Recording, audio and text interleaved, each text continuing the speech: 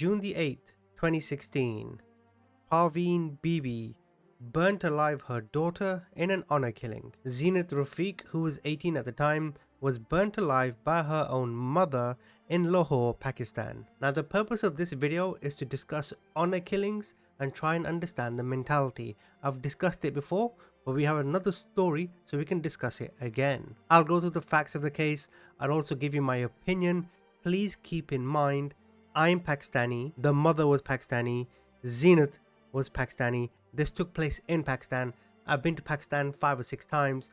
I was raised Pakistani, my parents are Pakistani. I know the culture very well. So if you do end up liking this video, please subscribe to the channel. And if you do want to help support the channel, I do have a membership on my channel page. Please go check it out. So Zinat Rafiq was 18 in Pakistan and she was seeing a guy by the name of Hassan Khan.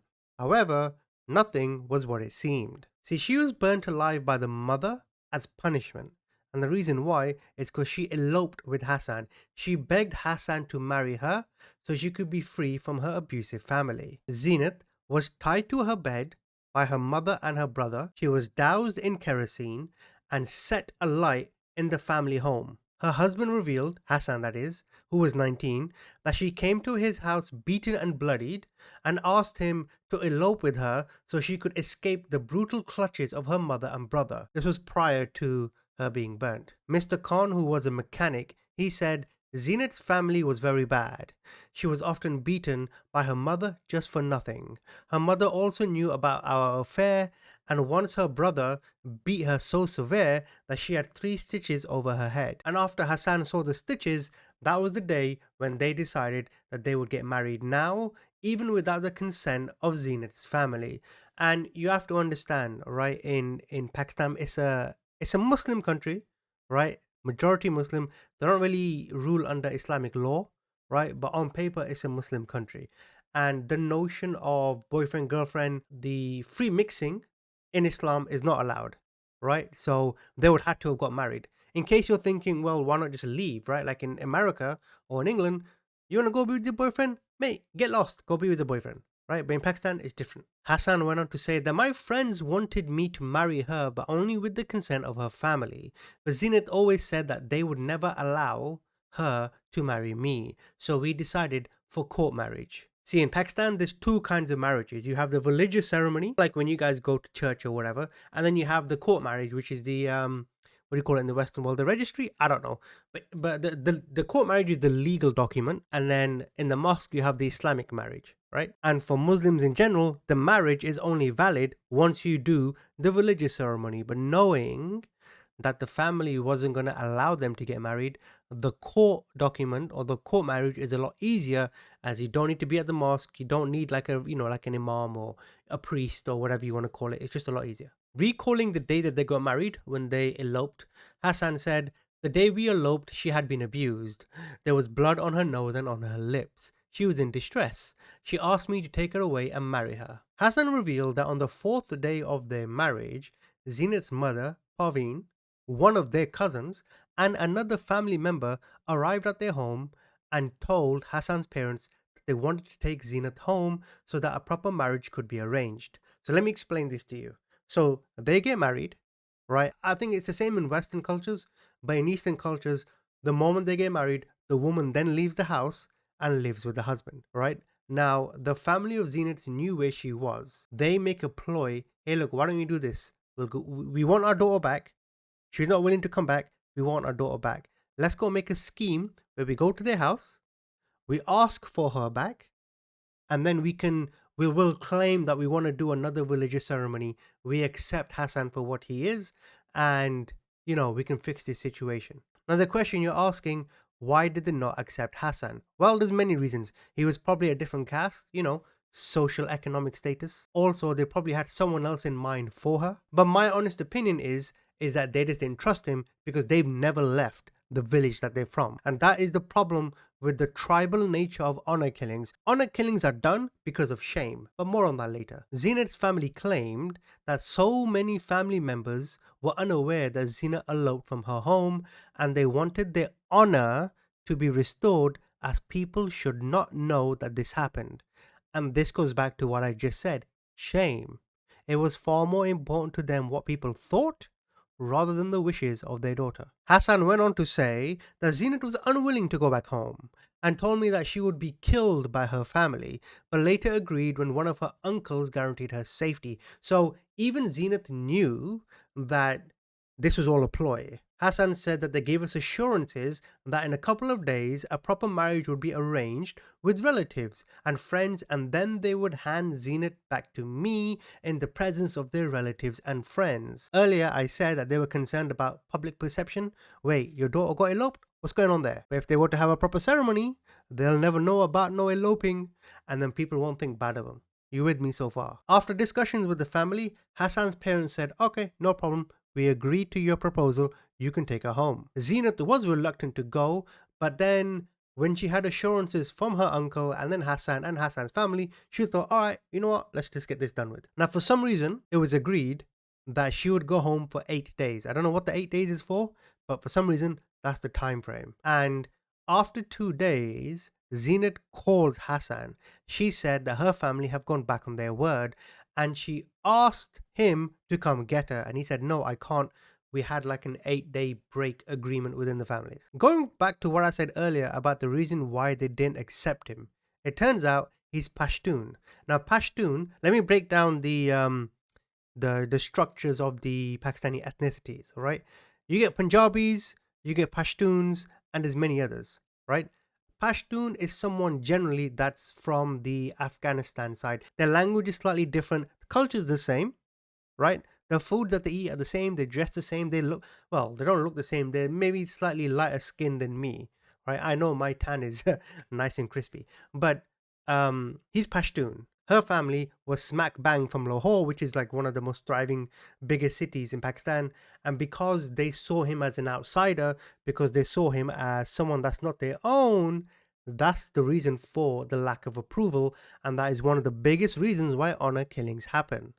After the murder, Zinat's mother Parveen then went outside and began shouting on the street to neighbors that she had killed her daughter for bringing shame on her family while beating her chest. So Zina's crime was just getting married to her boyfriend, the love of her life. She had been seeing him for around 4 years, but the parents had no idea. See, in Eastern cultures or South Asian cultures, sorry, that's more specific, you're not really allowed to date as it goes against the religious notions. Whether you agree or not is not the point. The point is, this is the reason why. What this does, it puts pressure on the individuals. So if the parents were to find out, they're going to get their ass kicked, or in this case, killed. Parveen killed her daughter Zinat by burning her alive around 9 a.m. on Wednesday. Hassan, the husband, also spoke to local TV. He said, after living with me for 4 days following our marriage, her family contacted us and promised they would throw a proper wedding party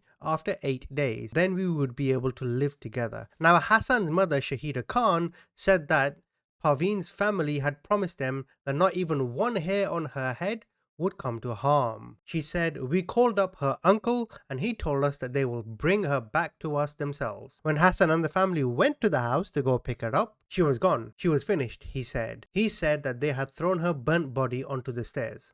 Ashraf, who was a local police official, said Parveen and other family members had confessed to the crime and that police had seized kerosene oil from the scene. At the victim's 2-bedroom family home, in a low-income southern neighborhood of the city of Lahore, Parveen's family remained defiant. After killing her daughter, Parveen went out to the street, took off her shawl is the headscarf, and started beating herself on the chest.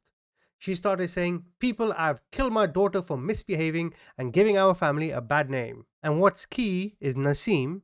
She said that her sister, Parveen, the mother, told her earlier that she declared a long time ago she would not allow her daughter to marry a Pashtun. Now, the victim's sister, Shazia, she blamed Zinat for defying her mother, but said that she urged her mother, look, just cut her off, don't kill her. In terms of Zinat's father, which is Parveen's husband, he died several years ago and her relationship with her daughters had deteriorated according to Shazia. Our mother became distressed because of her daughter's disobedience and because she felt there was no man in the house to rein her in. This is actually a very important point. I'll come back to that.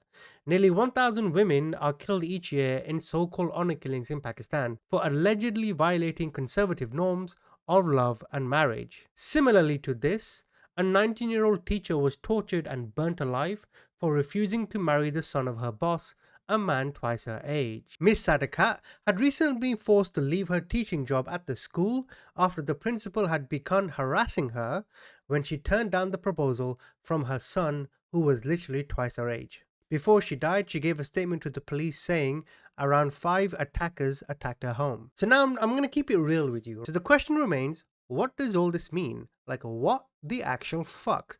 What are you doing? So what? You burnt your daughter alive. Are you fucking crazy? I'm sorry to be vulgar, but I can't help with these emotions. And when you read this shit that happens, you're like, what the fuck? But there's an explanation.